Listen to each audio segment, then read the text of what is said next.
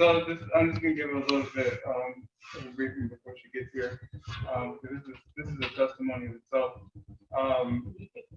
You can take it. Yeah, sorry. So this is a little bit of a testimony of itself. So I was really praying and asking God, like, for who to do this financial seminar. I didn't really know who. I just had financial seminar written on a piece of paper, and I was like, God, help somebody to come fill this slot. And so I just called the university right down the street and asked us to talk to the financial department, see if there's anybody there who does seminars, or if there's any students that would like to come out and do a seminar. Because the goal of this March and April was to try to work with $1,000 budget. So I was like, I'm down to have students come over and do some type of training if they've been experienced, or anybody that they recommended. And so I got transferred to her office. And when I got transferred to her office, I told her a little bit about our church and a little bit about what we're trying to do in these next couple months. And she began to tell me a little bit about what she does. And she's not here to verify, so hopefully if I butcher anything, hopefully all this is accurate. But what's really cool about her is she does seminars for the university, just for different professors. She does seminars for the students, and the angle that she likes to go at it is by finding your spending personality, which you guys took the test. Hopefully everyone took the test. If not, and start to go down the road of talking finances. And so it's really cool. Like when she started talking about it, I was just thinking to myself, man, this lady's like, I'm about to have to tell her sorry because I feel like she's gonna have to, cost us a penny. But then she just, from the kindness of her heart, she said that she wants to do it for free. She wants to do it for a service for us. So that was really cool because it kept us within the budget. So I was happy to hear that. So definitely, it's gonna be a blessing. Have you met her?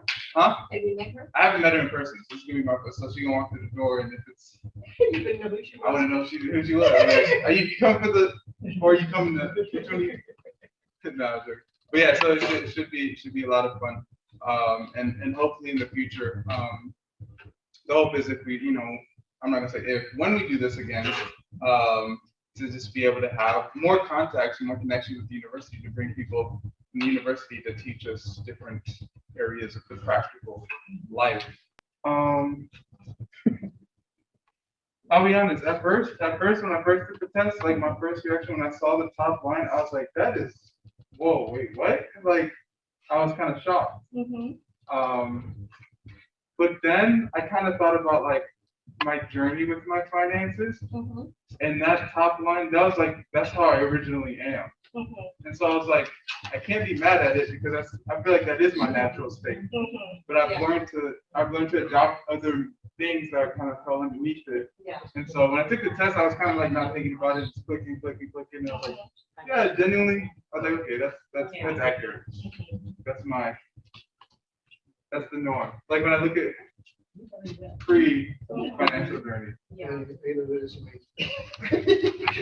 But I think I didn't understand. Yeah. Because they said, have another one. I didn't think the she did, but I did. Did you have another one? I have a backbone. Well, you do have a backbone. Here. There you go. Make sure I'll let you open it first. Okay. That's really cool. It's been pretty accurate too. Okay. Okay, good. Very good.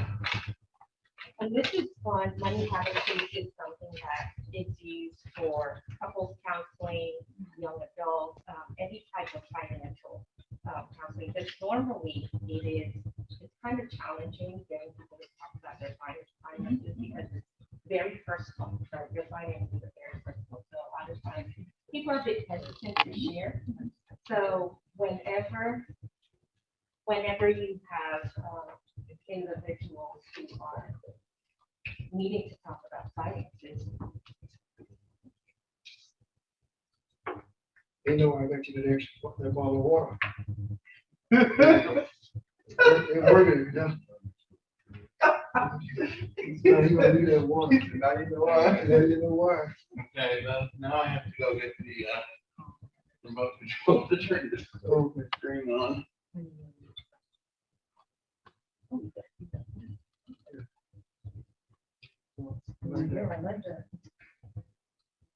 Which one is it? That's on you. I'd like to keep my money. No, that's me.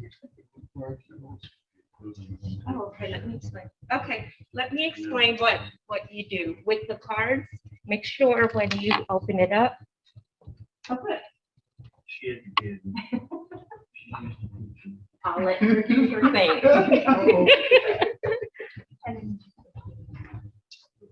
All right, so I do want to say I did share a little bit about you before you got here.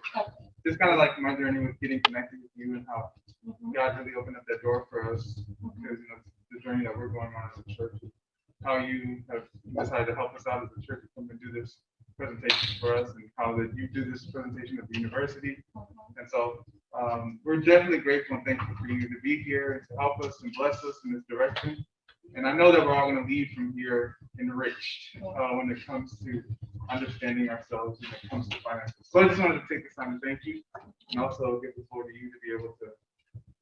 We have an online community as well on the Zoom, so they're watching as well. Just in case you want to shout out to them every now and then.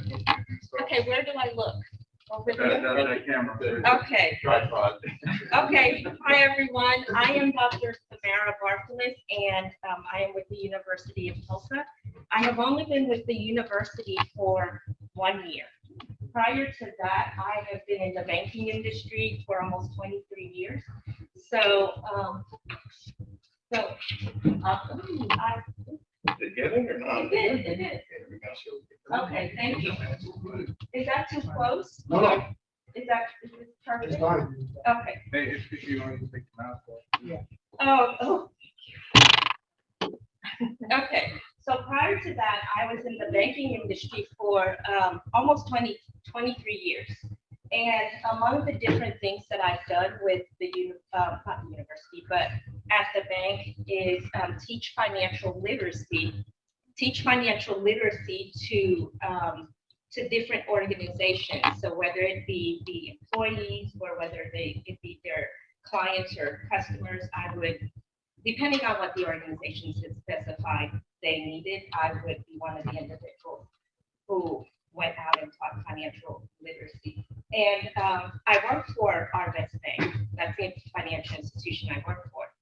And that was something, teaching financial literacy, and I'm just talking and talking because I'm giving everyone time to complete. Well, I can't listen to you and do that at the same time. I'm a one-track person. So Oh, I'll listen to you and then I'll do this later, I guess. well, should I wait a few minutes? Because I would like for you to get the most benefit out of it. I see. Okay? So I'll do that. I'll take that. You I'll keep pause. talking, it makes me nervous. Okay, I'll pause. I will pause.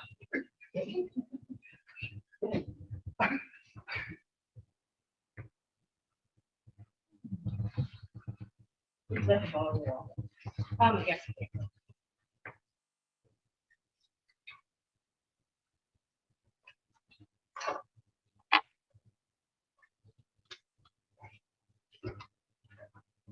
I wonder if they can.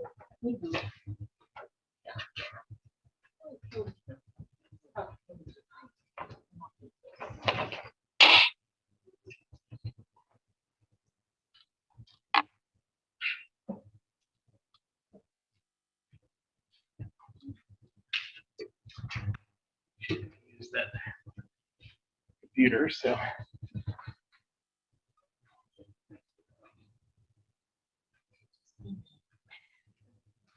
Well, it's me right now, but I've been fucking around.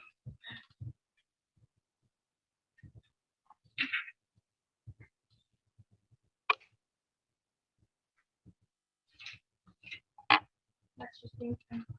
I'll be still taking a deep assessment, even if I run in my car and get my thing back.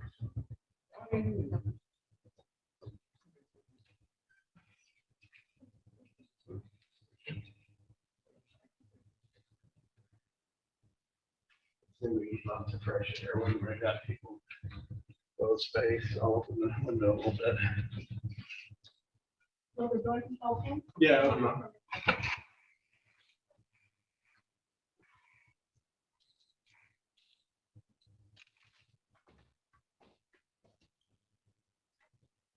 If it gets too breezy, we can close it.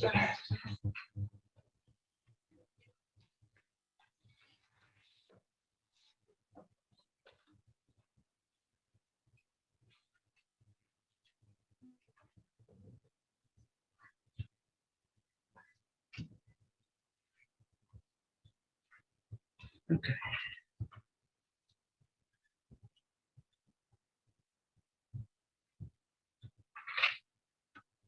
We would still probably do better to have that screen a little closer to that.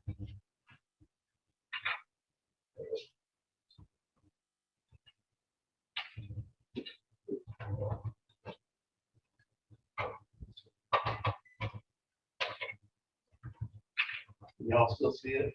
Oh, yeah.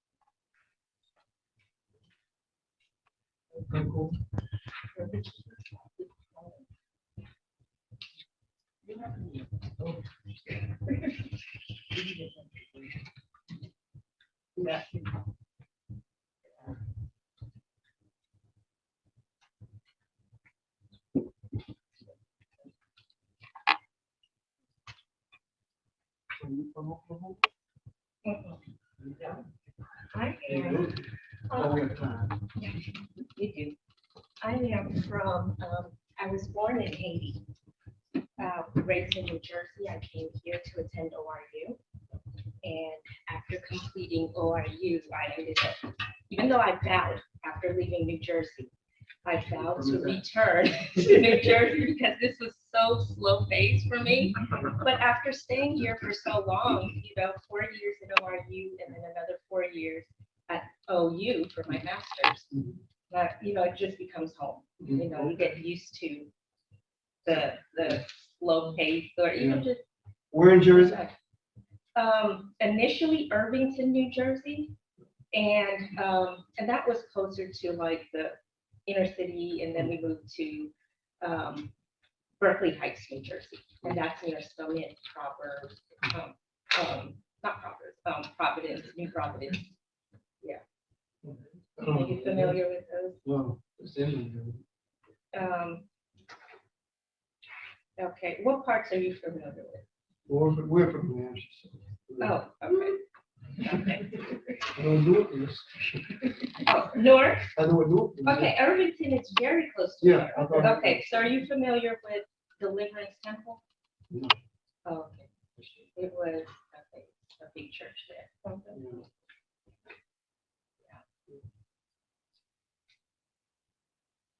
So, yeah, it's interesting being in Tulsa. What brought you here? Oh, really? Oh, my goodness. It was like a culture shock. So how long have you been here? Okay. Yeah, it'll take some time to grow on you.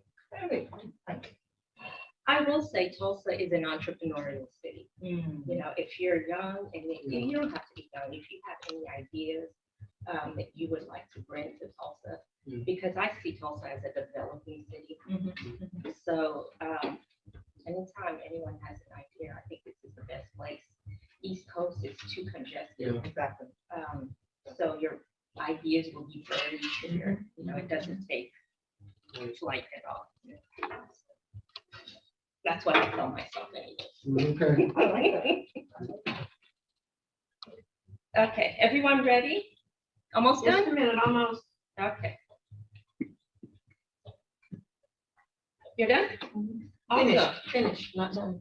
Oh, That means you're done. You know, your bread is done in the oven. I'm finished. okay. As I mentioned, I am with the University of Tulsa, and I have been teaching. I came to the University of Tulsa to help build a financial wellness department with the supervisor that I had at the time. But once I started, 8 months afterwards, he left. So I'm the only one there now. So I am a department of one. But one of the things I enjoy doing is meeting with our young, can they see me? Do I need to move? No, you're fine. Oh, okay, is meeting with our young people and teaching them the right ways to actually make financial decisions, because for many of us, we know we make short-term decisions and it affects us long-term. So it takes so many years to actually clear up or make up for that one mistake that we made. And I know in college, I made a lot of mistakes financially, getting my first credit card. And because I didn't have money to pay for the items that I actually purchased for the credit card, it was charged off. And after I graduated from college, I tried to get a job and they pulled a copy of my credit, and that credit card was on there. So I was denied employment. So those are some of the hard lessons. No one tells you these things, but you learn as you go along. So that's one of the things I do. I do one-on-one counseling with the students, and I do webinars for the faculty as well. So I do that. And also whenever invitations such as this presents themselves, then I go ahead and just jump on them, because I think when it comes to financial wellness, it's something that everyone needs to know. And I learned very early on while I worked at the bank, age does not mean you have mastered finances. It does not mean you've mastered personal finances. Okay, and even having an accounting and degree in accounting does not mean you understand how to manage your own personal finances. So that is one of the reasons why I really enjoy teaching how to manage our money, because if we don't know how to manage our money, chances are we are not living as productively as we want, or even living the stress-free life that we would want to live. So that's why I'm here. Okay, so what I am going to introduce to you is something that it's been around for a while, but so many people are unaware of. The assessment that you took is called money habitudes. Now, there is a word called habitudes, okay? Now, when you took the assessment, and I can provide an example, I can provide the presentation, a copy of it to you if you would like. That'd be cool. Okay, that way you don't have to take copious notes, okay? Okay, so when you took the assessment, you noticed that there are 4 different categories, okay? Those of you who took the assessment, that you flipped your cards over? Have you flipped your cards over? Okay, so there are 6 different categories. And those categories are our money personalities. Okay, you have the planner, you have the status, you have the spontaneous individual when it comes to money. Then you have the ones who are very big when it comes to security. And whenever I think of security, it always reminds me of reading an article in Reader's Digest. Remember that? Reader's Digest? Okay, so I remember reading an article of an elderly woman who passed away in her home, in her apartment. And she passed away in her apartment during the winter months. And they took her out, and the family members flew in to look at, pack everything and so forth. But they looked at her account. And in her account, checking account, she had thousands of dollars. But she froze to death in her apartment. Yes, she froze to death in her apartment. But the thing is, she was actually raised during the Great Depression. So when you're raised around that time, money is not something that you play with. Money is something, if you do not have it, you see it as there's no way I can survive. And for some individuals, such as herself, there is for the money habitudes, you'll see an underuse of a habitude and you'll see an overuse of the habitude. So for someone like her, even though she had funds in her account, she overused that security personality because she did not know when to let go and when to actually continue to save. Okay. So and then you have the giving personality and you also have carefree. Now, when it comes to money habitudes, the reason why this was created is to help people understand the emotional factors that causes them to make certain decisions regarding money. Okay, so whenever someone tells me I need help understand budgeting, the first thing I always ask them is whether or not they have a budget, and usually the answer is no. And then I would offer to give them this assessment, because if you're talking to different individuals who have different types of personalities, as you'll see as we break them down, one of the things that you'll notice is for some people, savings is not something that they care to do. So to tell them to budget and actually create a structured plan of how you will save or manage your funds, for these individuals, they're thinking the way they're wired is not like that. So I can sit down and create a budget with them, but after they leave, they walk away and the budget is just laying there.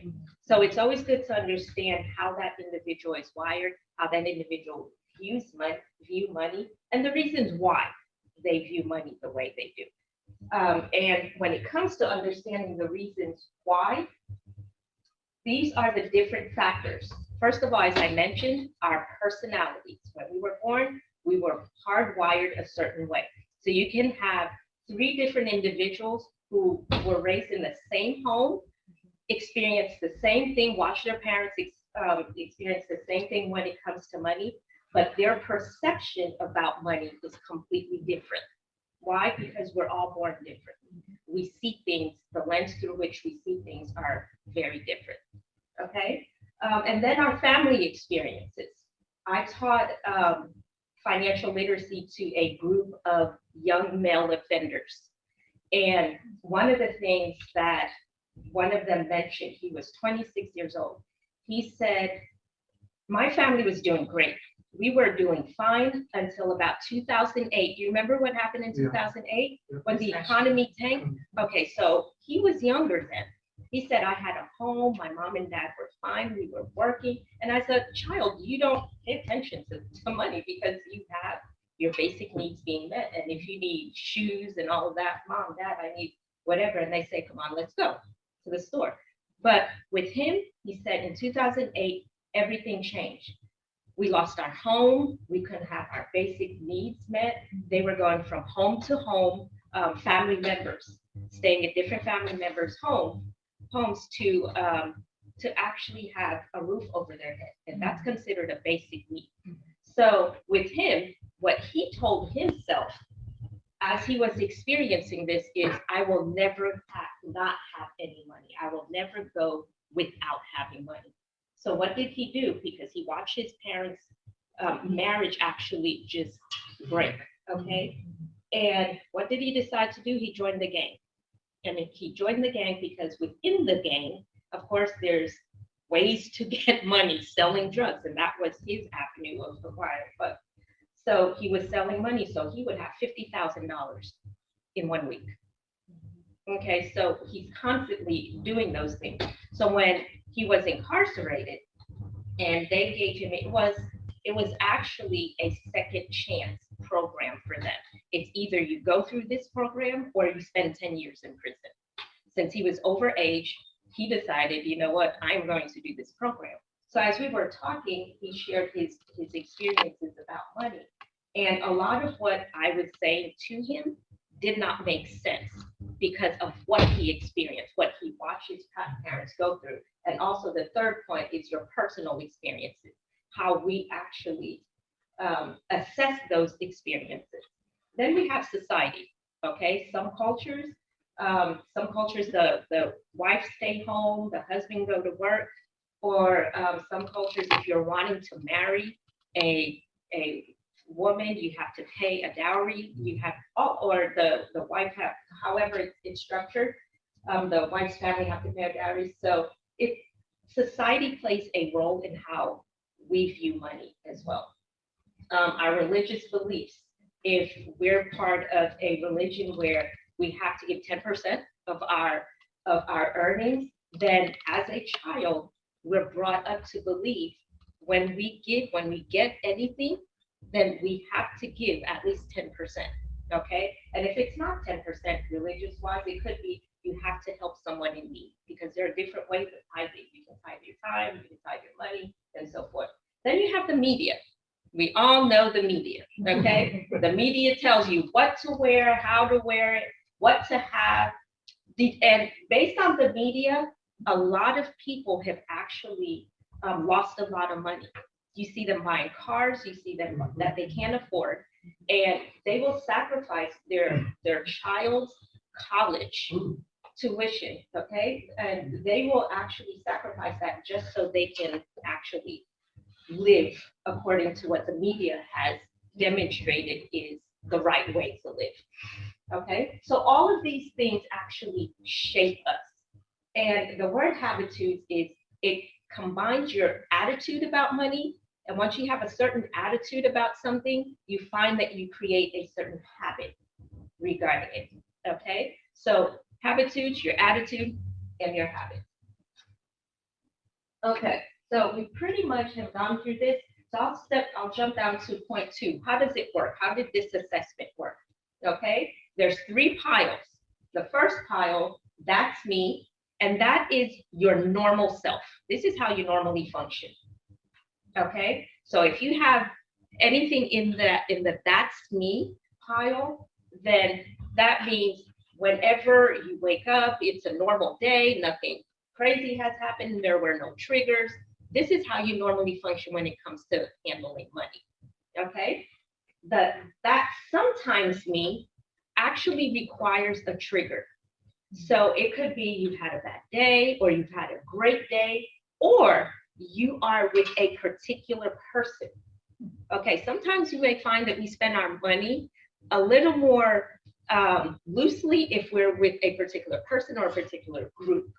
Okay, but if we were by ourselves in our normal self, then we would not use money the way that we do when we're in the sometimes me pile. Okay, and then you have the not me pile. The not me pile means that if you have absolutely no cards in that's not me pile, that means sometimes we're avoiding or we are dismissing certain things. And I'll use myself as an example. When I took this assessment, I am a planner and a giver. Okay, I call it plan giving. Okay, so, but I had nothing when it came to spontaneity at all. Okay, but guess what? When I sit down and think about it, my nephews are constantly telling me, you need to live a little. Okay, so with this assessment, what you will notice is, what are the advantages of your personality? Okay, there are advantages for the personality that you have, and there are some challenges for those personalities as well as how do people see you? Okay, how do people see you within this personality? For example, I use myself, the planned giver. So if my nephew comes to me and says, hey, what do you think about doing this? Do you mind helping me fundraise for this? And these school fundraisers are just ridiculous. They jack up the prices like 10, 15 times the regular amount, then you get the whatever you purchase, and it breaks within days. So he would ask, things like that. So someone like him, he may see me as being what? Stingy, too frugal, So how do others see us in our dominant personalities? Not when we are in the sometimes pile, okay? Because those are actually triggers. Something has to happen for us to operate within that. And then there are some questions that we really have to ask ourselves, okay? Because we are in those personalities. Is this personality working for me? Is it causing conflict within my marriage? Is it causing conflict with my children?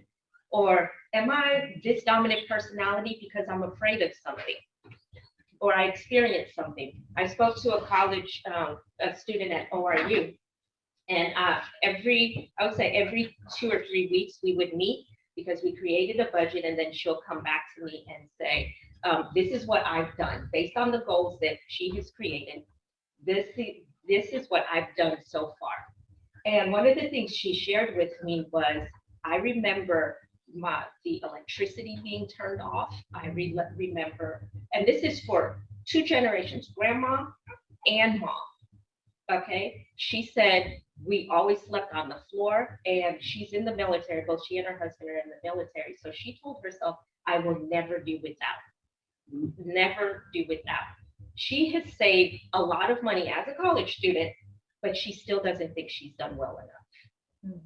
Okay, so as we're going through her budget, I'm telling her, you're doing such an awesome job. And she's saying, wow, I needed to hear that. You know, but in her mind, she's not doing well enough. She can always do better.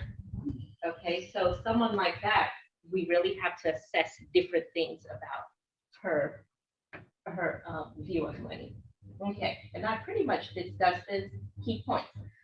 4 or more habitudes in one pile, in the that's me pile, means that is your dominant personality. Okay, if you have 4 or more, look at your that's me pile. If you have 4 or more cards in the that's me pile, that's your dominant personality. If you have 7 or more cards in that that's me category, that means that's your strong dominant personality. So someone like the elderly woman that I mentioned, that was a strong dominant personality. Okay, so not everyone will have all 6 habitudes in the that's me pile. Okay, we all have a little bit of everything. Well, let me rephrase that. We should have a little bit of everything. Okay, and some of us, remember I said there are 3 categories. The normal category, and then there's the category where we don't use it enough, and then we have the category where we overuse that personality.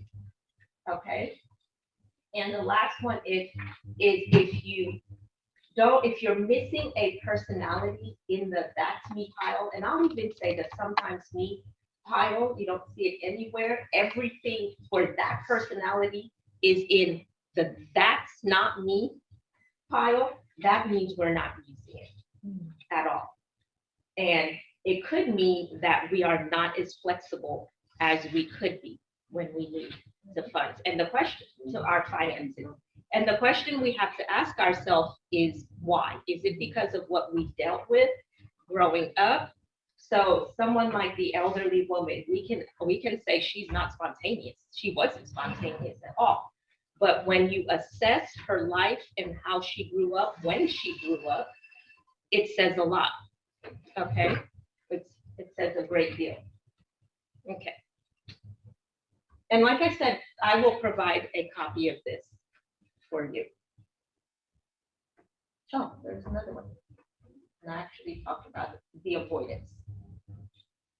Okay, brief definition of each. Carefree, money's not a priority. Your main priority is to live a carefree lifestyle. You don't want to be hammered down with commitments and all of that. So when it comes to money, you just want to have it and spend it as you like. And we'll assess each one a little more. Security, money, when you have funds, it helps you feel safe and secure. If you don't have money, or if it seems that you're running out of money, you will not feel safe and secure. Giving is, and I always describe this category, this personality, as it's always better to give than to receive, okay? Because it makes them feel good, okay? Spontaneous, that encourages that individual to live for the moment, okay? You have the funds now. You don't know if this opportunity will come by next week or even tomorrow. So live it up, seize the day, okay? Planning, it helps you. Usually the planners have goals. They create goals and they set certain financial criteria for that. Status, money helps us develop a good, positive image. Okay? Okay, before I move on, who would like to share what their dominant personalities or personality? Sometimes it's just one, sometimes it could be two. Okay, yes. Mine was spontaneous. Spontaneous? Okay. Oh, wow, okay. Did you have a second one? It was the furthest out there, but Mm-hmm. there was also Now, I will say this, okay? Depending on what phase we are in our lives, it will change. Okay, so a lot of college students, I see that they tend to be carefree or spontaneous. Okay, and the reason being their parents are still providing them with funds, or they have some funds already, set aside where they can use. And even for some of them, they may not have anything. So what? I'm in college, so they're fine. yeah, I was gonna say definitely security and planning are as well, and I noticed I think I gravitate towards the planning. Mm-hmm. Like when I looked at all this, I was like, it's probably going to be the security or planning because I like to save and I like to plan. Mm-hmm. But I learned how to plan my spontaneousness and my giving, and so that has taught me. I'm serious. I learned how to. That's good. I learned how to That's plan very it.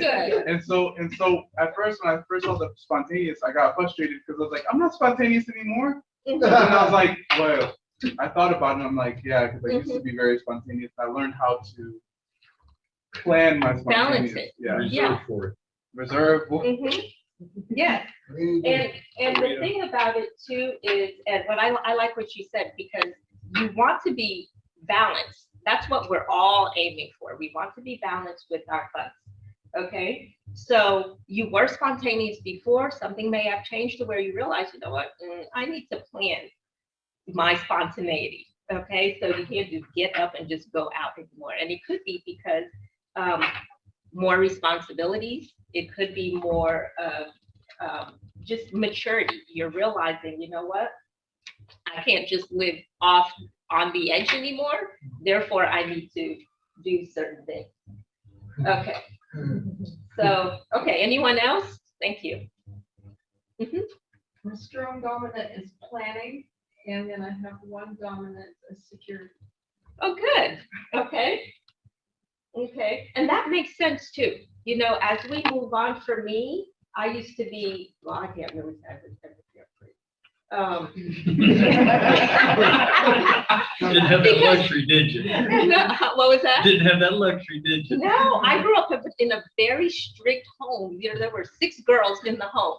So my parents, they counted every penny. Parents worked 2 jobs. So we learned to manage our funds. And Right. there was not time for carefreeness, spontaneity. No, you know, so, so whatever you have, it has to be towards a particular goal. So, so depending on where we are in life, and I tend to find individuals who are nearing retirement, planning and security tends to be exactly what they focus on. But as I mentioned, younger people, carefree, spontaneous. Okay, anyone else? I was just sharing my husband, I have spontaneous. Oh, really? And giving. Oh, I'm really? Very, very dominant and spontaneous. Oh, okay, and what are you, sir? I'm planning. I'm planning. Okay, this is interesting. Okay, so when it comes to handling money, who normally handles the funds? We both. So you plan the spontaneity. Okay, right? No, I plan. He plans, I just go out. Oh, wow. Spade to spade, right? And then you come back and say, here are the receipts. Something. She says no, and you say something like that. You need some more money. Okay, so we won't talk too much into it. Let's before we start something No, here. it's all good. Let's move on. Okay, let's break down the giving personality. Okay, and the categories it will be broken down to is, first of all, how you look for employment, what you look for in a job, saving, spending, investing, debt, and giving. Okay, so the first one is employment. Usually, and it's interesting giving this to young people because they're actually searching, the job market right now. And as I'm doing this, they're like, oh my goodness, this is weird because it really understands me. But it's true. Someone who is a giver, a lot of times when it comes to employment, they will not actually accept an employer or work for an organization that does not exemplify their values. Okay, so they want to have flexibility to be able to get up and go out and volunteer. If that organization creates opportunities to be able to volunteer, then it's a big deal for them. It really is.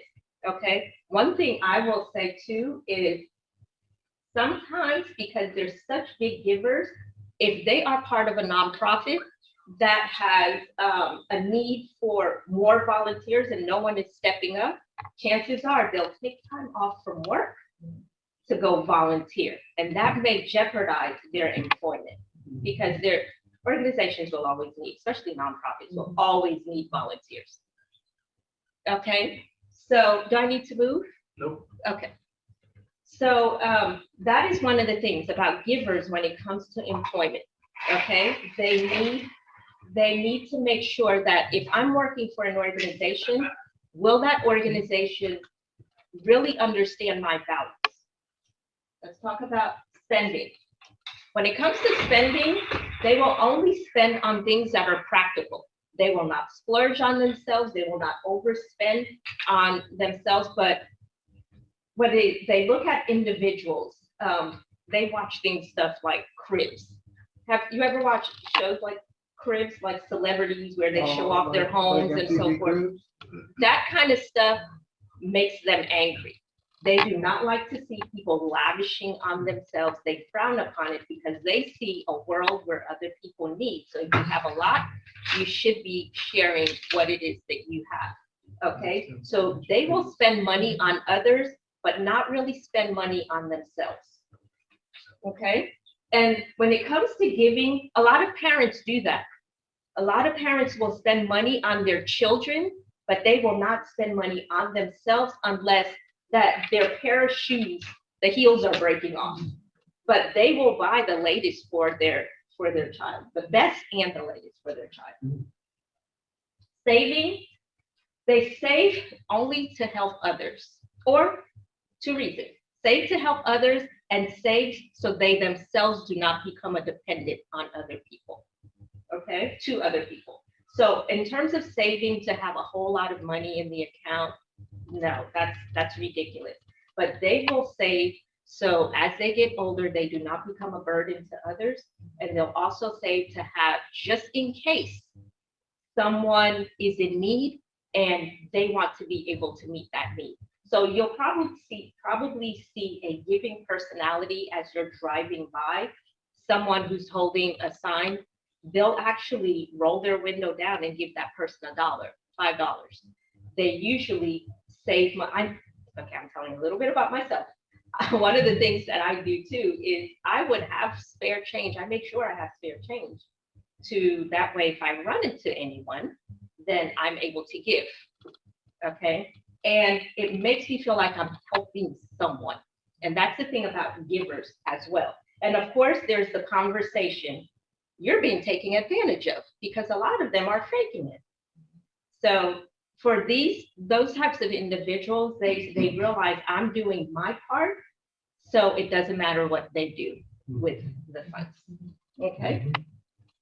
Investing, again, if they don't save for themselves and they save just to help others and not be a burden, it's the same thing for investing.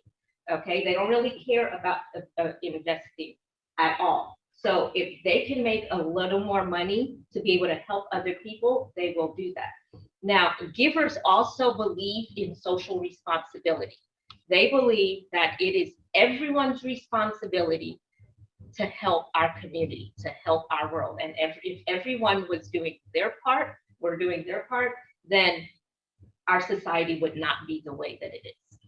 Okay, so when it comes to investing, it's everyone's responsibility. And of course, we know when it comes to giving, givers will give a whole lot. Okay, especially if it is towards a worthy cause, a cause that everyone else may not perceive to be worthy, but if in their eyes they perceive it to be worthy, they will give. Okay, and because they are givers, remember I used the giving to the less fortunate as they're driving. A lot of times they can fall prey to a lot of individuals, especially if that individual knows how to make the right ask. They can become prey to that. Oops, let me go back. Okay, debt. Again, they are not typically in debt because remember, they don't splurge on themselves. But here's the thing, because they tend to give a lot, one of the things that you will notice is if the right person comes to them and says, hey, I really need your assistance. If you don't help me, I don't know where I'm going to get the funds. What you will find is sometimes they will get into debt to help that individual. Okay, so one of the industries that usually especially individuals who are making pleas. You ever watch these televangelists sometimes on TV who are asking for funds, and then you find out later that the funds were used for their own personal. So individuals like that, if they were to watch something on TV and that plea is made to where it moves them, they'll give. And a lot of times you will hear them deny the fact that they have really become a victim of the predator. Okay, carefree. Remember, money's not really a priority. So when it comes to employment, it's kind of hard for them to keep a job long-term because remember, they want to be free. Okay, so just being tied down to a job at 8 to 5, it's just too much. Now, if that job actually gives them a certain level of freedom, if they're not tied down to the office, if they don't have to be there 8 to 5, let's say, for example, Google provides a lot of flexibility to their employees, okay, because they attract the top minds in the industry. So they can work from home, and if they'll be given projects, as long as those projects are done, they don't have to be in the office 8 to 5, okay? That's the type of job a carefree person wants. They do not want to be in the office forever, for the rest of their life. And 30 years to an industry or to one job, oh no, that's not gonna happen, that's not them. So a lot of times what you will see is they go from job to job because it's hard when an employer hires you and they pay for you to go through training. What they're wanting to know is you will be around for a while, okay? So for a lot of these individuals, they will resign from a job and then it becomes a pattern and they become dependent on other people, okay? So when it comes to spending, they tend to spend on whatever will bring them joy, okay? Whatever they believe will give them a sense of better living, they'll jump on it. And what do you think about planning? No, there's no such thing as planning. So they'll go with the flow, they'll enjoy life, but planning, no. What do you think about saving? No. Not a priority, okay? Savings is not a priority in terms of being committed to a particular goal for the future. They're living for the moment. You know, right now, they're not thinking about the future. Investing, also not a priority, okay? They don't really care about money that much. If they have the money, they're going to spend it. If they don't have the money, they're gonna look for someone to help them get the money, okay? Not really being tied down to a job. committing to investing. Investing is one of those things where, you know, you really have to pay attention to it because it's not protected by FDIC. So investing is not something that they think about. Giving, the thing about them is they'll give, and a lot of times they won't think about the consequences. Okay, they'll help other people, and you would want to be a friend to someone like that because that friend will help you in need because they're living a carefree life and they think everyone else should live that kind of life as well. Tend to be in debt, okay, because they don't pay attention to due dates when it comes to bills. So a lot of times they will not pay their bills on time. Okay, so even if they have the money, they don't really care about money. So the bill will be there. They may not open it until, you know, a cutoff notice is received or it's been cut off. And you're like, what happened? You know? So that's what Carefree does to you. Okay, security. Okay, how many securities did we have? I know there's, okay, 2. Okay, let's talk about employment. Someone who is in this category, a lot of time they look for something that is stable, okay? Salary and benefits. It's not enough to have a high salary. There must be benefits as well, okay? And not just the type of benefits where it's just health care and what are the other types? The health care and there's another one. But 401k, retirement is important as well. So they look for stability. And what you'll see with this type of personality is you'll research the organization to make sure this is a stable organization. Because I want to make sure if I say yes to this and leave what I have been in for a while, I need to make sure that I won't lose this job, okay? Because the company folds after a while. So salary, benefits, and security is very big. When it comes to spending, someone who is high in security, what you will notice is they're willing to do without to make sure that they save. Think about the elderly woman, okay? She had all that money in the account, but she would not turn on her heat at all, okay? So, and a lot of times they save in excess. And what I mean by that is they save to the point where a lot of times they don't even have enough to live to pay for their necessities. So you'll find them pitching pennies when in reality, and that's not everyone, that's someone who overuses it. So you'll find them actually counting every penny as if they don't have much, okay? So a lot of times, some of these individuals, you will find them actually going without, even though they have a lot that they can actually spend money in. Saving, big deal, okay? Saving is one of those things that is a major priority in life. And someone who is big in security knows where every penny is. If you were to ask them, how much money do you have in your account? They will tell you $15.31. They know everything. I have a sister like that. Every day she reviews her finances at least 3 times a day, okay, to make sure nothing has been lost. Let's talk about investment. When it comes to investing, they are risk averse. That means they will invest in something that does not cause them to lose any money at all, okay? And that's if they do invest, because some individuals, they find security in the FDIC insurance, but investing, on the other hand, you're actually taking a risk. So for some individuals who are high in security, they may not invest at all because it's not insured. Their money is not insured. Okay, so if they do invest, you'll see that they invest in very low risk investments like bonds and so forth. Let's see, giving. Ooh, what just happened? Like that? Okay, giving. When it comes to giving, a lot of times if they do give, there has to be some form of reason, okay? Either there is a tax break or there is some benefit, some sort of payback for them.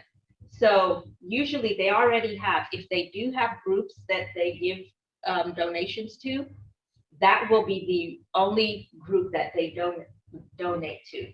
So if someone were to come to them out of the blue and say, I would like for you to give to this organization, a lot of times they may say no because it's not in the plan, or they don't think it's really necessary. Okay, so giving is usually done as something as planned, or there has to be some form of benefit for them. And when it comes to debt, they usually don't have credit card debt, okay? And for some of them, they may not even own credit cards. If they do own credit cards, what they will do is they pay it at the end of the month. That way they are not charged any interest at all, okay? So, yeah, no interest. So they're not making anyone else rich due to their lacks in handling their funds, okay? So they do not, and here's the thing that I found interesting too. Because this group hates debt so much, a lot of times they may see even having a mortgage, something long-term, as a problem. 30 years for a mortgage? No, okay? And that is some of them, not all of them. They may not even actually take out a mortgage. They would prefer to continue renting because they're not tied down with debt for so long. Okay. Status. Any status here? Any status? Okay. So status tends to be, they tend to take risk. Okay. When you think of status, you're thinking about someone who likes to present, who likes to put their best foot forward. When someone sees all of this. Yeah, You're gonna give us? She said that. Yeah, yeah, you don't have to take notes, you can just listen. Okay, so when it comes to employment, what they look for is, what are the perks? You know, and they look for titles as well. What title will I have at this job? So they're willing to take risks. Sometimes they'll even say, I'll go ahead and work for this company, not really knowing everything that is required of that organization or for their position. Okay, remember, it's about the title, it's about looking good to the public. So when it comes to spending, they will spend, and they will spend lavishly. And they're the type of people where if you're going out as a group to eat, you'll hear them say, you know what, I'm paying for everyone. Because why? They want to be perceived as having money. I was Okay. wondering why.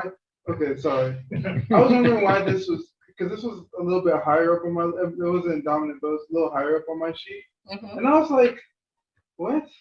But I tend to do that. Like when I go out with people, I sometimes tend to be that guy. And that question came up a couple of times, and I was like, yeah, I'll be trying to pay for people. Mhm.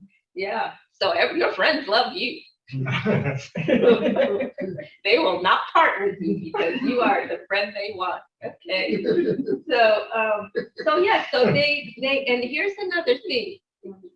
If they find someone that they admire, someone who has a good image, what they will tend to do is they will try to pretty much copy that. Okay, they will do things to actually kind of like exemplify the same thing that individual has done, because they will want to be as influential as that individual. They will want to be as admired by that individual. Okay, so when you see them going shopping, if that individual has something, chances are they may try to have that too. Okay?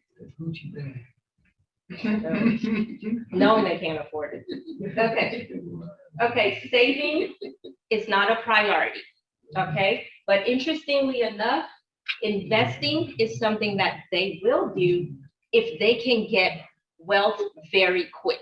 So they're the type of individuals, if they are, if someone says, oh, this stock is paying 15% when everything else is paying 8 or 7, they'll jump on it because they'll think it's a good idea. So how many of you have heard of Bernie Madoff? Okay, so have you heard of when they asked Bernie Madoff, how many of you have not heard of him? Oh, okay. So Bernie Madoff was an investor. He worked for the SEC, Securities Exchange Commission, where he was the chairman of the SEC. And the SEC actually governs all the investments that every organization actually have within their business. So whenever someone has, let's say for example, Arvest has an investment department.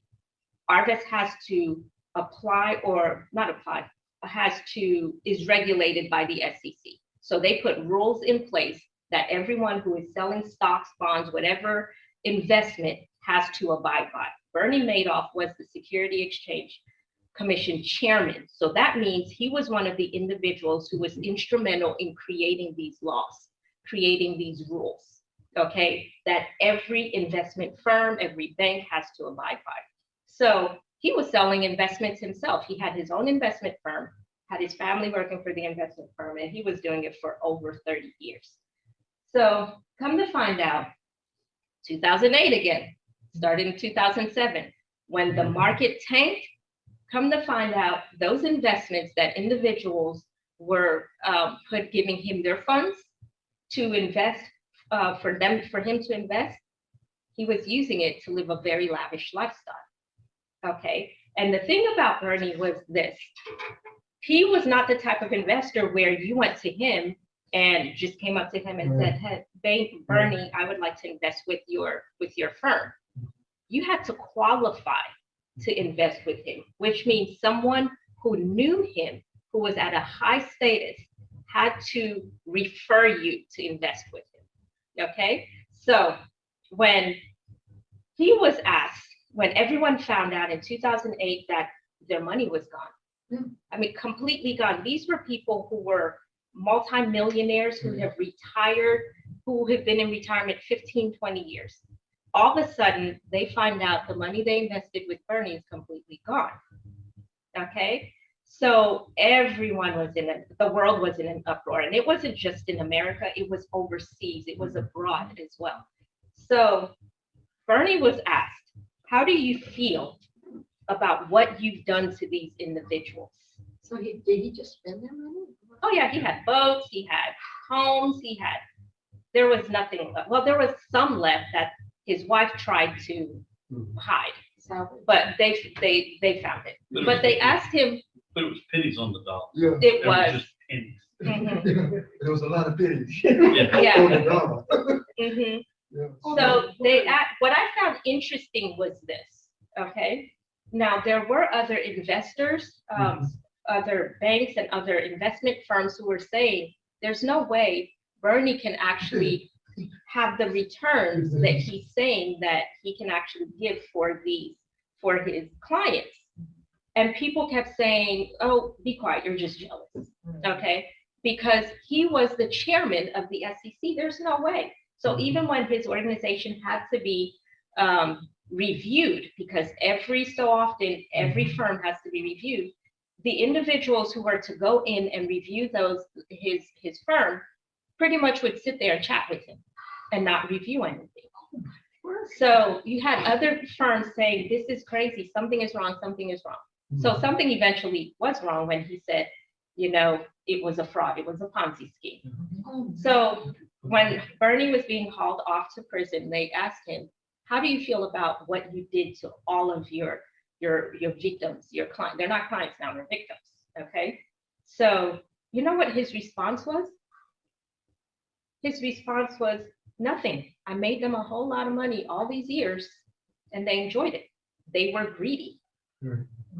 So now they have nothing. He had no remorse. No remorse.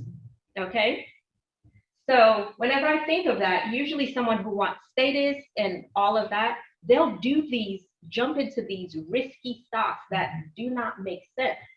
Okay? And whenever we're talking to someone who wants to invest, we say, check with different investors to see what the average would be. Okay, instead of just one person saying, I can make you this much within a short time, when in reality, that's not really happening. So they tend to invest to be impressive and look as if they have a lot So how long did he go to prison for? for the rest of his life. The rest of his life. Oh, and he's living like a king in prison. You know that, right? Did you know that? He is. The guards are asking him questions and, you know, he's giving some sound counsel, and I guess the commissary, they have like a commissary, and he's running that. I keep up with this stuff. My family think I'm weird, but I keep up with this stuff. But they treat him as king. They call him sir in prison. Oh, no. Yes. Yes. You should look him up. You should Google him. Bernie Madoff. Okay, so he's living his best life in It's prison on, right now. there's a movie about it.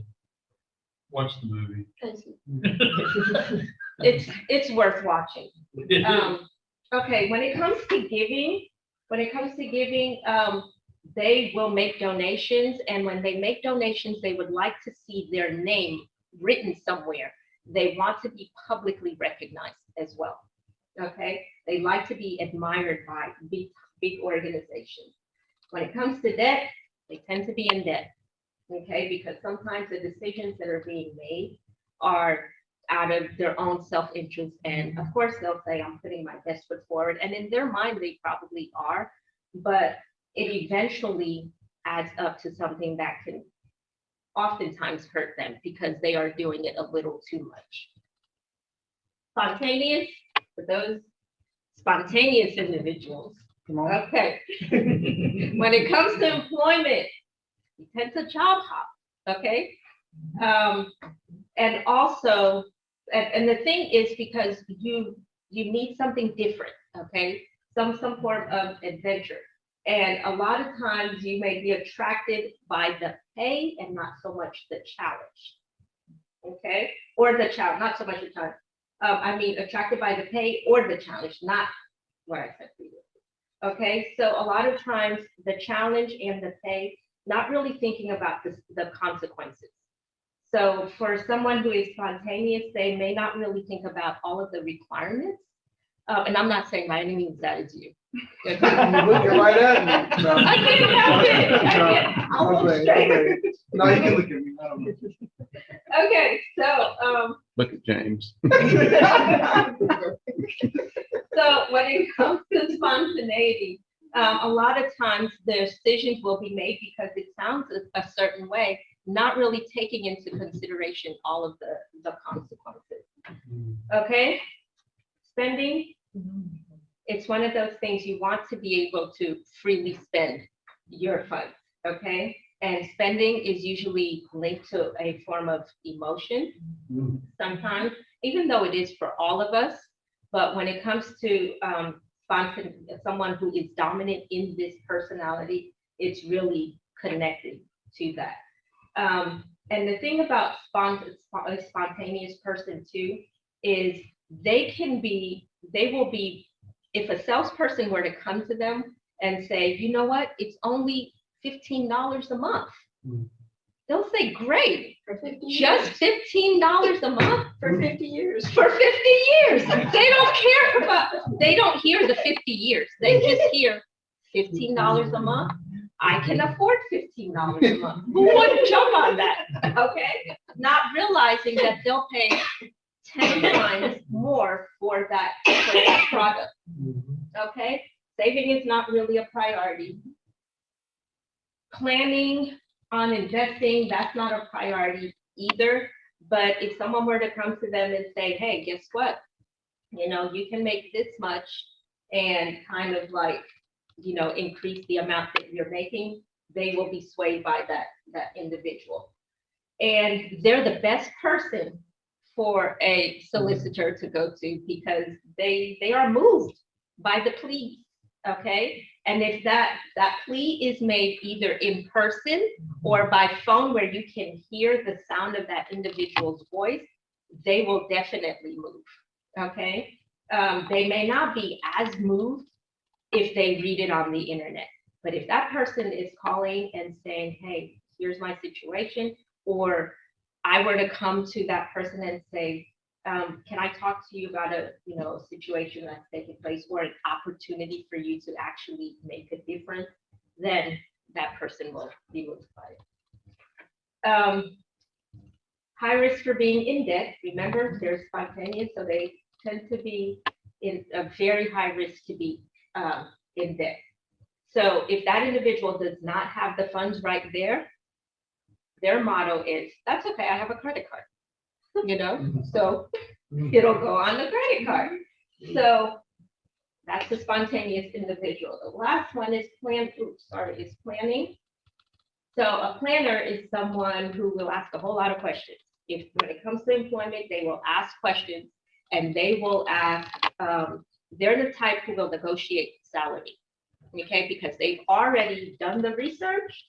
They know what they should be getting paid, the range for what they should be getting paid based on the experience level that they have. Okay, how much they should be getting paid. They know the benefits that should come with the job. And so that by the time they actually go for the interview, they have a list of questions because they've done the research. Okay, they have a list of questions, and if they're given a particular salary, they'll want to know why, and the negotiations begin.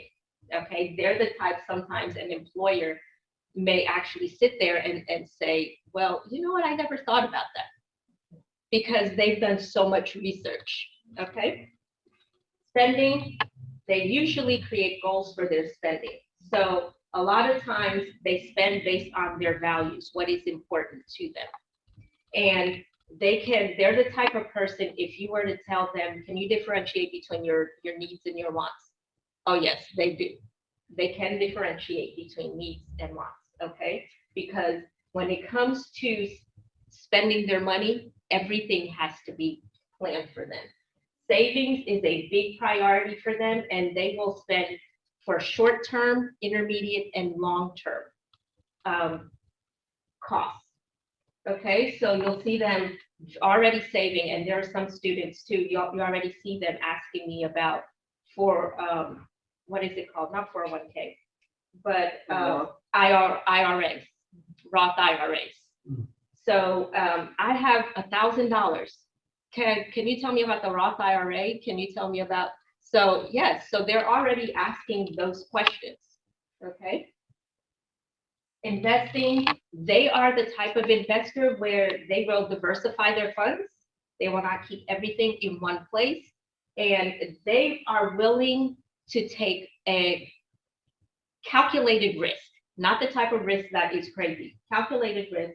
And when they do that, they actually watch their investments. They learn the investments. That way they can manage their own investment. So it's not enough for someone to say, I'll manage your funds for you. They will go home, learn how to invest, and then you see them moving their investments different places. So they play an active role. And when it comes to giving, if it's not planned, it will not be given. Okay. So a lot of times it's called planned giving. Okay, debt, not usually in debt, but they will take out debt if it benefits them. Okay, so for example, you will see them with investing in real estate because they will tell you, I'm building equity. Okay, if they're doing anything that requires debt, it has to make sense for them. They will not just take debt, have a credit card and so forth, just to amass debt and help someone else get rich. The debt has to make sense to them and they have to benefit. Okay. I see you smiling. Are you a planner? Yes. Okay, how many of you would say, this is actually the end of the personality itself. How many of you, I'm going to skip through this one and go to this. Okay, how many of you would say this really described you? Yeah, I'll just go back to the whole spontaneous thing I was saying before. After going through this, I'm definitely spontaneous. like for sure. Like spontaneous is spot on. Like I was trying to kid myself and going another direction, but that spontaneous is head on. I think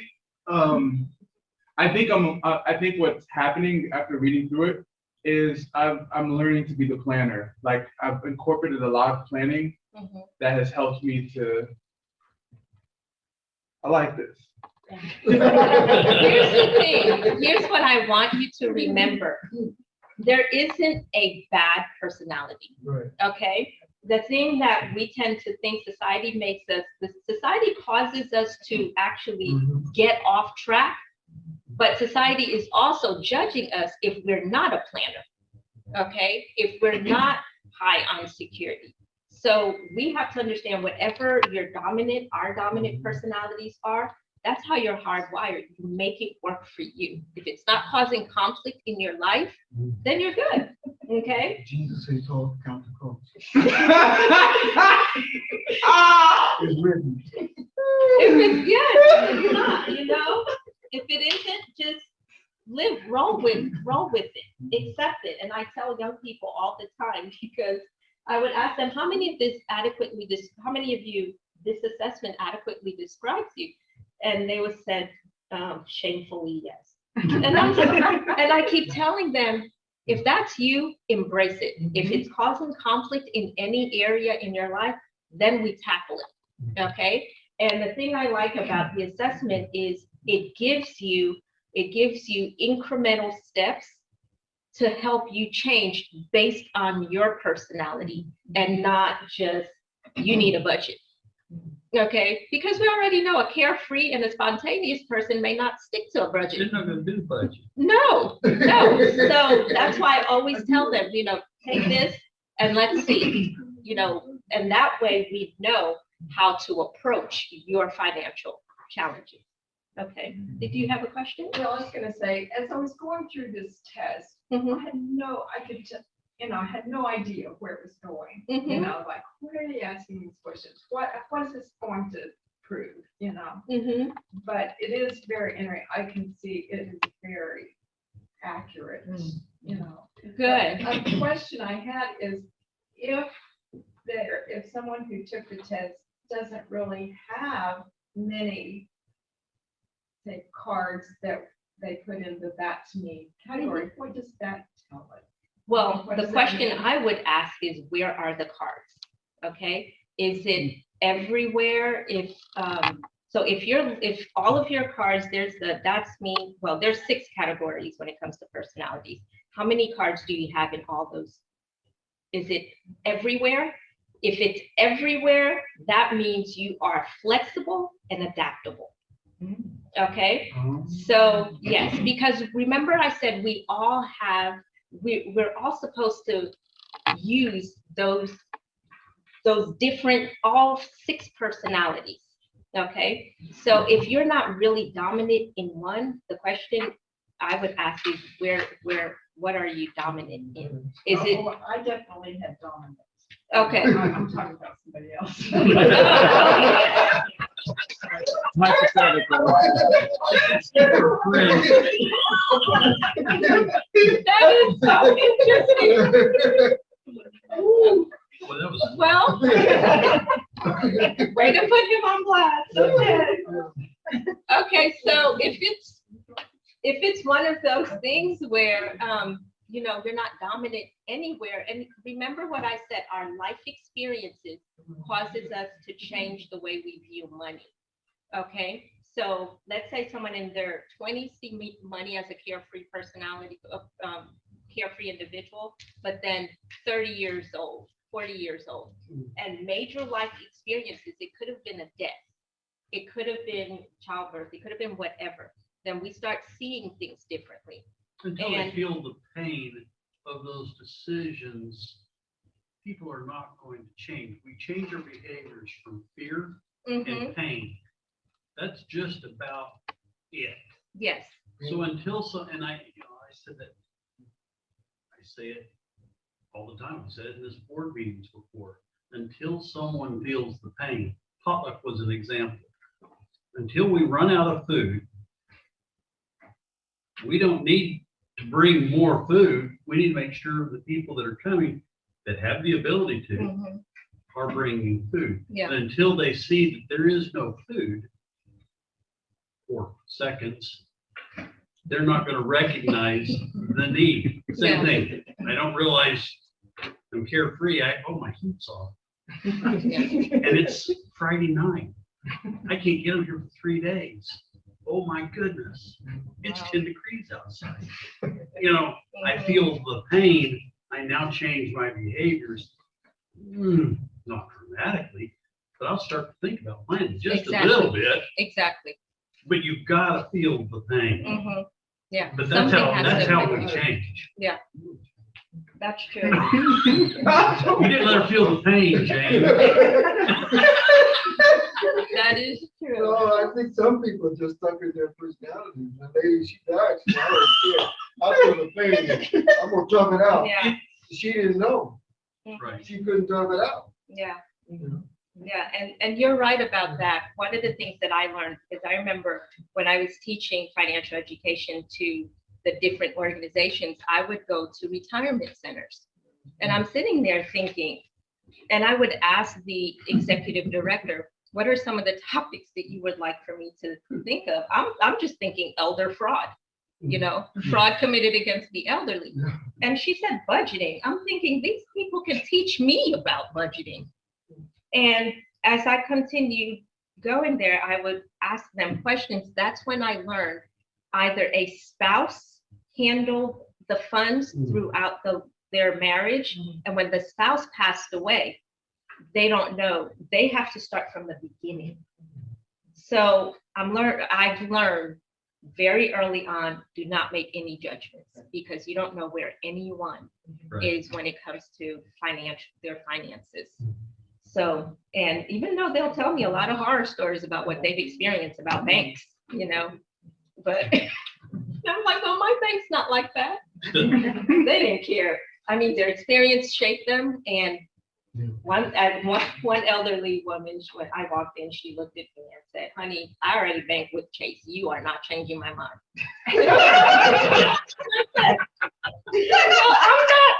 I am not here to change your mind. I'm just here to teach a lesson. And she said, all right, I'll sit here and listen. Okay. All right, ma'am. But they were fun. They were fun and funny. Okay, I'll skip through this. Now, here are some questions. How much time do I have? Yeah, it's about 20 minutes. Okay.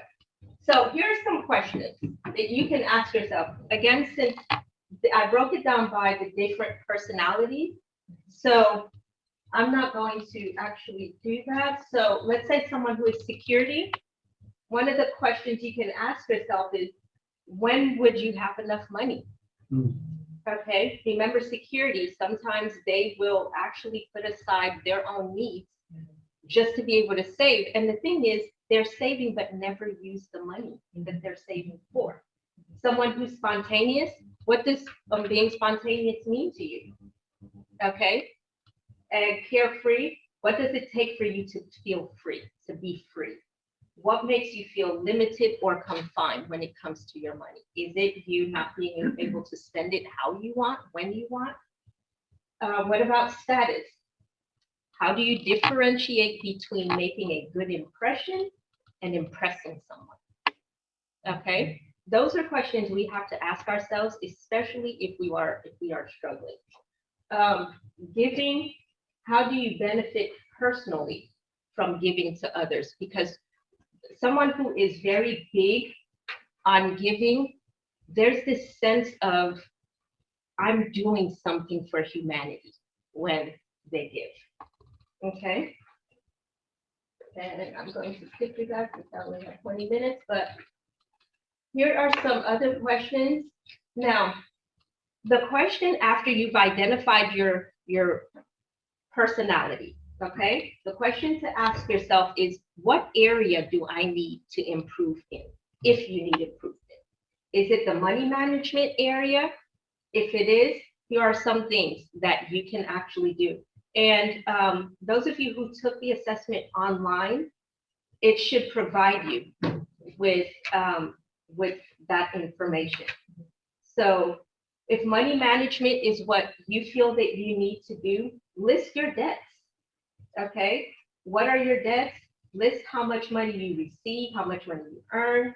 If preparing for the future, let's say you're a carefree person, but you realize, you know what? I have a child on the way. I need to prepare for the future. Here are some things that you can actually do. Okay, and one of the things that you will see, especially, well, for pretty much all of them, writing out SMART goals. Okay, and what does a SMART goal look like when it comes to your finances? Self-development. And here's a big thing, communication. When it comes to money, it's hard to communicate certain things. It's hard to talk about money, okay? Especially if you feel that you wasted your money or it's caused hardships in relationships, either with your child, with your spouse, or whomever it is, okay? Those are some of the things that you need to ask yourself. Okay, and I broke down, when I do the budgeting workshop, this is step 3 of the workshop. I wanted to break down the different goals, okay? Short-term goal, less than a year. Intermediate goals, 1 to 5 years. Long-term goals, anything over 5 years, okay? And I always tell people, when you write your goals, make sure they're SMART goals. And when it comes to money, it has to be specific, narrow it down to the exact amount of money you're wanting to save, you're wanting to raise, or you're wanting to do whatever.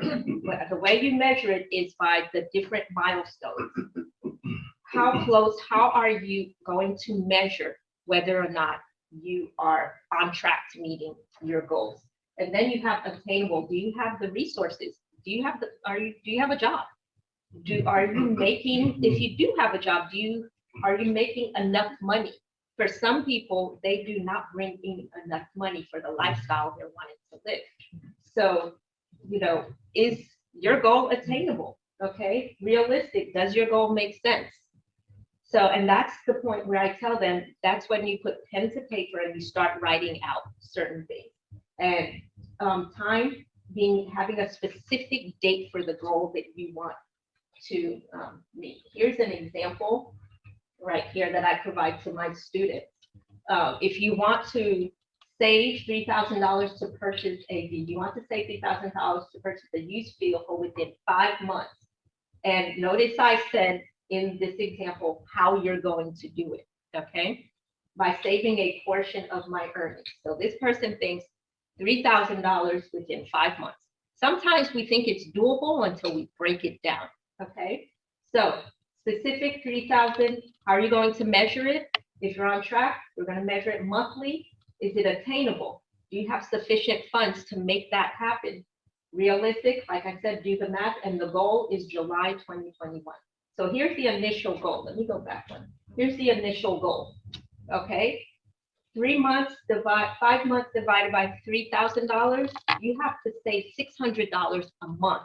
And that means $150 a week within 5 months. And a lot of these students, when you tell them $600 a week, it doesn't make sense. Monthly. A month, yeah, a month doesn't make sense. 150 a week, I don't bring money in like that. Okay, so it makes it reality. Then when we break it down a little more, $250 a month is doable. Okay. That's $62.50 a week. That makes more sense, but notice how long it's going to take. No longer will it take 5 months, it's 12 months. That's how you make a SMART goal, a goal that you can actually achieve. Okay, so, and here are the pages, and I included that in there. That way, if you're wanting to look at step 2, what works for me to be successful? Okay, step 3, if you're wanting to take action and you're telling yourself, you know what, maybe I need to tweak this area.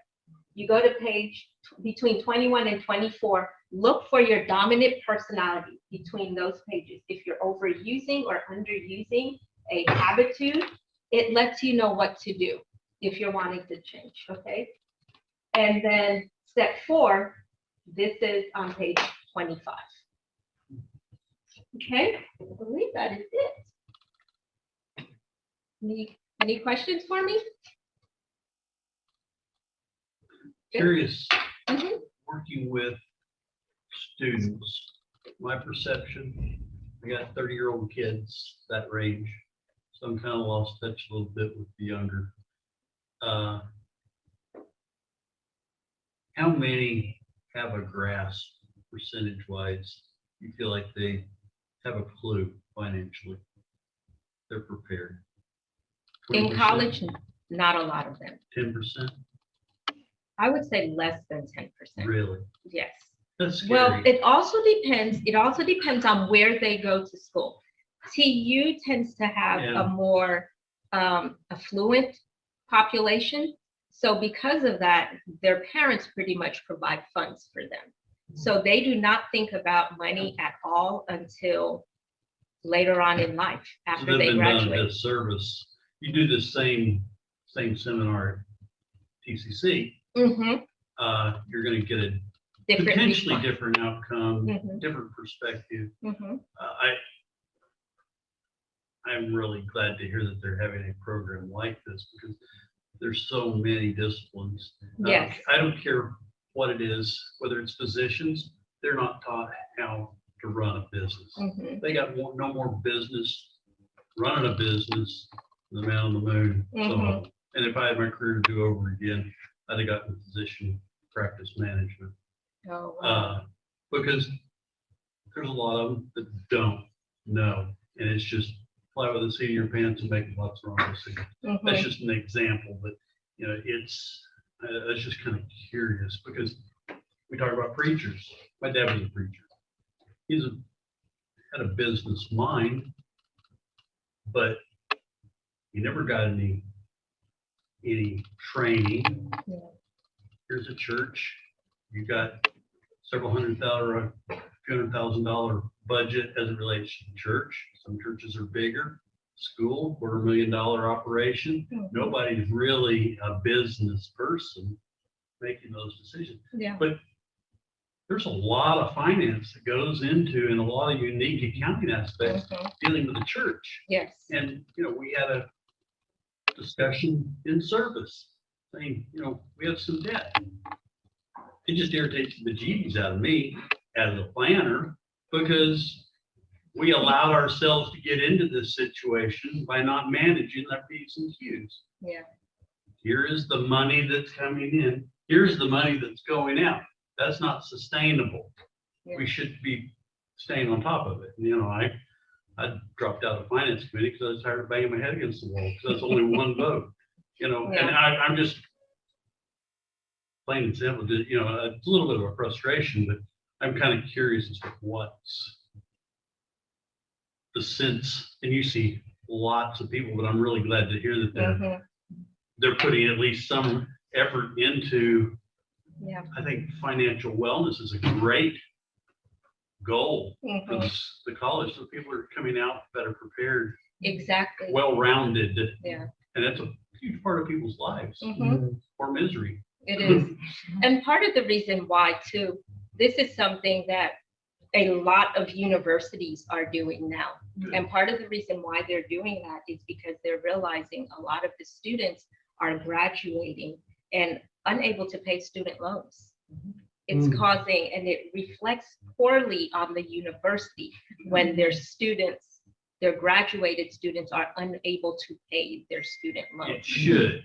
Well, I Because think a So- rate by federal government of how your student loans. are being paid back Exactly. per student. Yes. right. But why do you think you're going to be able to pay back $100,000 on an underwater basket weaving Right. degree? Mhm. That ain't, it just ain't gonna happen. Yeah. That's not Mhm. smart, though.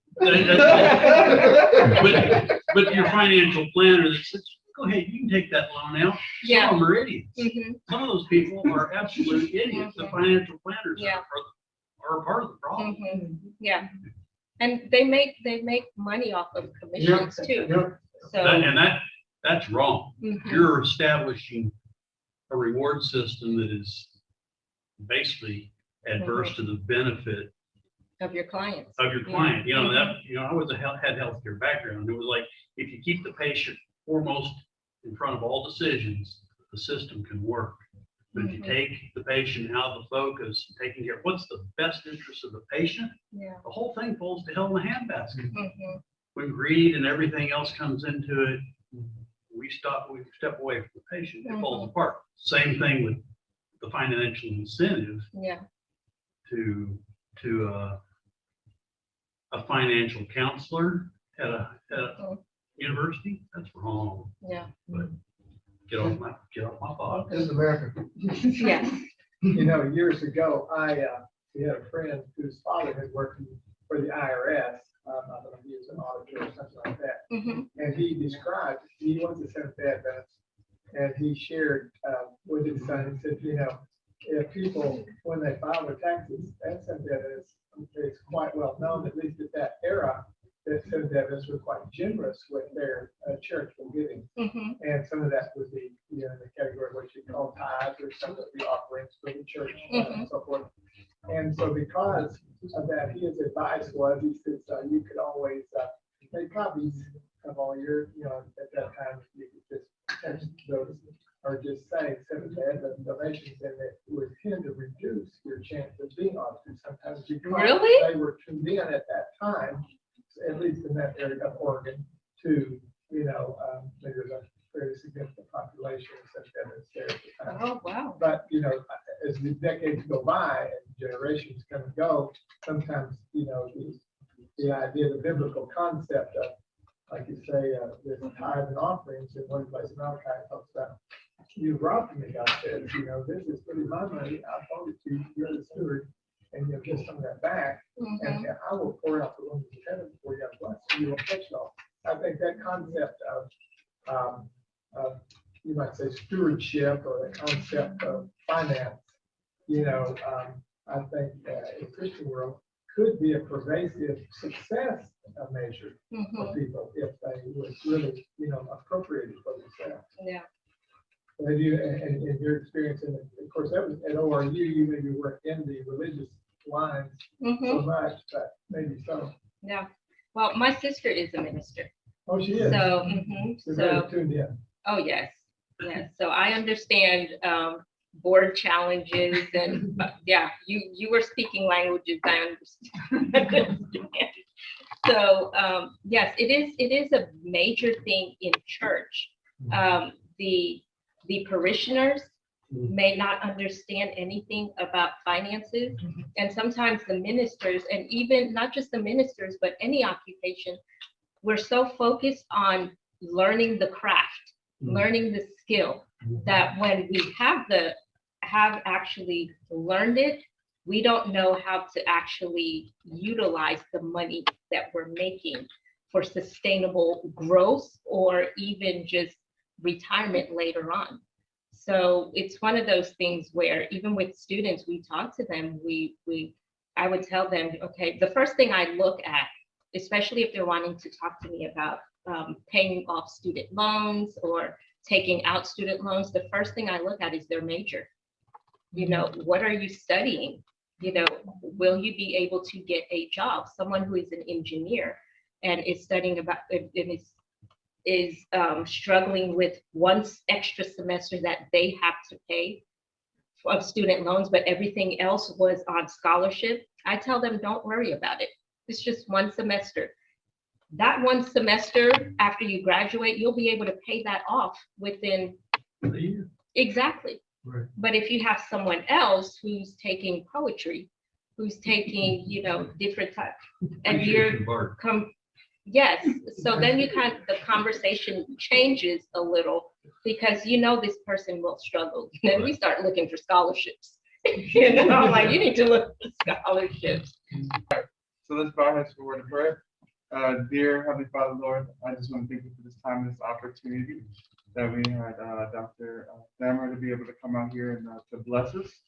And I just want to pray that you may continue to bless her ministry and what she's doing on the campus with educating the students when it comes to financial wellness.